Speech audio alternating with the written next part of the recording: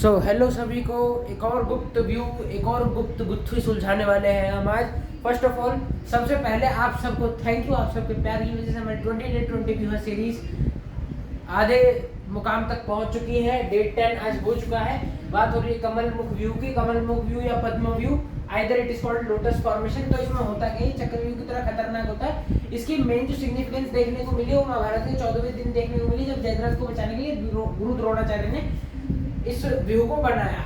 तो इस व्यू में होता क्या है, चक्रव्यूह की तरह सैनिक लेयरों में, अलग अलग लेयरों में घूमते रहते हैं। एक मकड़ जाल सा बना देते हैं। बीच में जो राजा होता है वो सुरक्षित रहता है। अलग अलग द्वार पर अलग अलग सेनापति तैनात रहते हैं। इसमें 7 या 7 से भी अधिक लेयर होती है। मैं यहाँ और 5 लेयर भी होती है। मैं यहाँ 5 लेयर लेके चल रहा हूँ। अलग अलग लेयर्स में सैनिक चक्राकार में गोल गोल गोल गोल घूमते रहते हैं और आक्रमण भी करते रहते हैं और डिफेंस भी करते हैं। और हर द्वार पर एक नवीन सेनापति।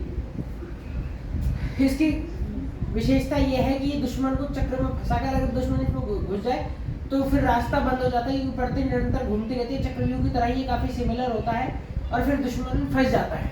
ये काफी अटैकिंग, डिफेंसिव और सीधे सीधे बोले स्ट्रॉन्ग अटैक, स्ट्रॉन्ग डिफेंस और डेडली ट्रैप को मिलाया जाए तो कमल मुख व्यू बनता था या पद्म व्यू बनता था। अब इसे तोड़ने के तरीके कुछ लोग जानते थे, अर्जुन भी उनमें से एक थे। जिनमें से एक तरीका तो ये था कि कमल की पंखुड़ियों को एक एक करके तोड़ दो, एक एक भाग को धीरे धीरे नष्ट करो। एक तरीका ये था। दूसरा तरीका, इतनी स्पीडफुली अटैक करो कि जो इसके लाइंस है उसको ब्रेक करते, इनके घुमाव को ब्रेक करते हुए चले जाओ। इनकी जो रोटेशन स्पीड है वो किसी तरह रुक जाए तो फिर पूरा व्यू कोलैप्स कर जाता था।